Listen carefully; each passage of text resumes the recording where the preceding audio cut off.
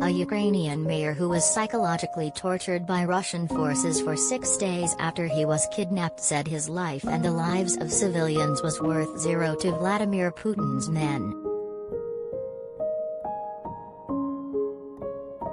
Ivan Fedorov, the mayor of Melitopol, which is now under Russian control, said that Russian soldiers had assumed they would be welcomed in Ukraine when they invaded, but instead they were met with strong resistance, which made them very angry.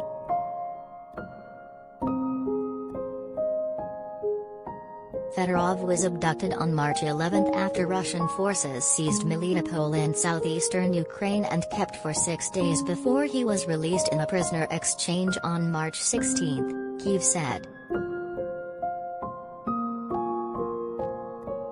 It was a dangerous 6 days because I understood that for Russians my life and the lives of civilians were worth zero, Fedorov said in Rome, where he visited Pope Francis.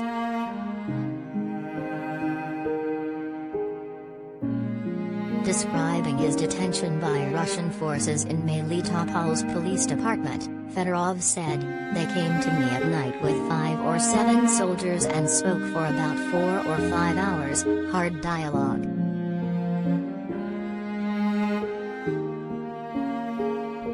They wanted to make an example of me about what would happen if we did not agree to what the Russians wanted," the mayor told Reuters and the Italian newspaper Il Messaggero, saying he had faced psychological but not physical torture.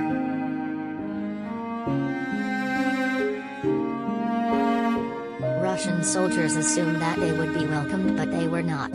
And that is why the Russians were very, very angry, he said.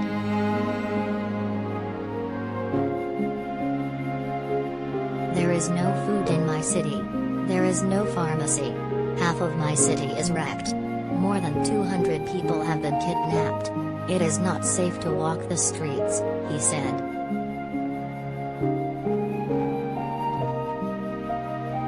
Chilling CCTV footage showed the moment Fedorov had a plastic bag placed over his head as he was escorted out of a building and across Melitopol's Victory Square by 10 armed men.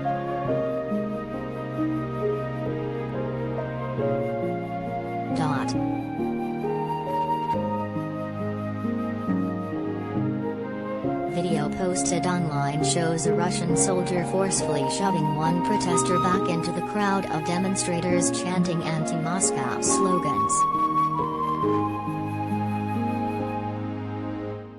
The soldier first pushes the protester back with his hand before using his weapon to scare off other demonstrators who step forward to attack the Russian.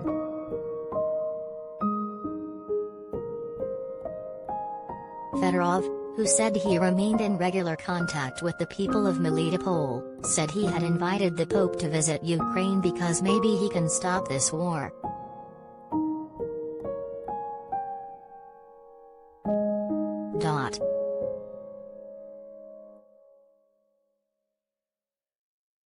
Thousands of civilians now face starving to death in captured Mariupol after Putin ordered his troops to seal shut the Azovstal steelworks.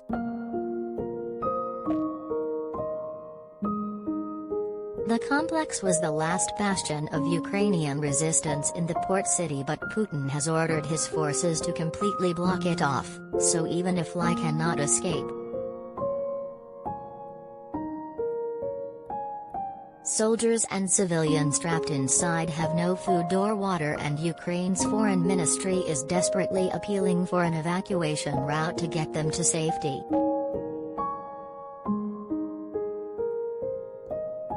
They said in a statement, hundreds of civilians, children, injured Ukrainian defenders are trapped in plants' shelters. They have almost no food, water, essential medicine.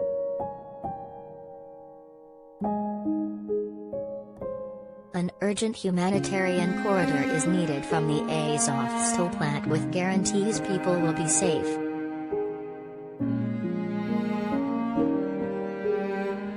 The city's capture has both strategic and symbolic importance, boosting Putin's hopes to demonstrate major success by Russia's Victory Day on May 9, with operations set to ramp up to coincide with the celebrations, the British MOD said today.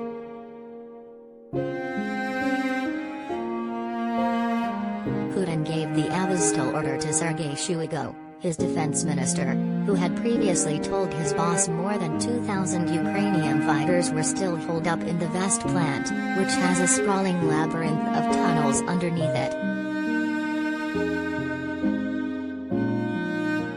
"I consider the proposed storming of the industrial zone unnecessary," Putin told Shoigu in a televised meeting at the Kremlin. "I order you to cancel it."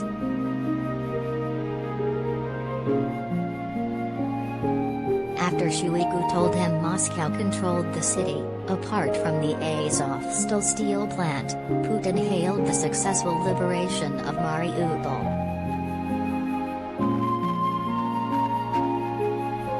He said his decision not to storm the steelworks was motivated by the desire to safeguard the lives of Russian soldiers.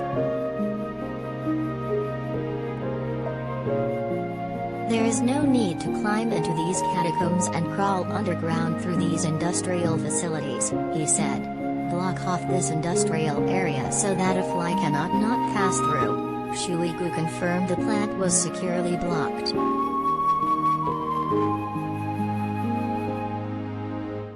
Putin also called on the remaining Ukrainian fighters in Azovstal who had not yet surrendered to lay down their arms, saying Russia would treat them with respect and would provide medical assistance to those injured.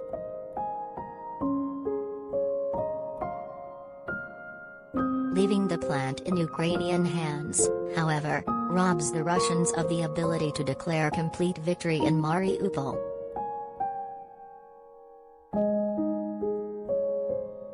The scale of suffering there has made it a worldwide focal point, and its definitive fall would deprive Ukraine of a vital port, complete a land bridge between Russia and the Crimean Peninsula, and free up Russian troops to move elsewhere in the Donbas.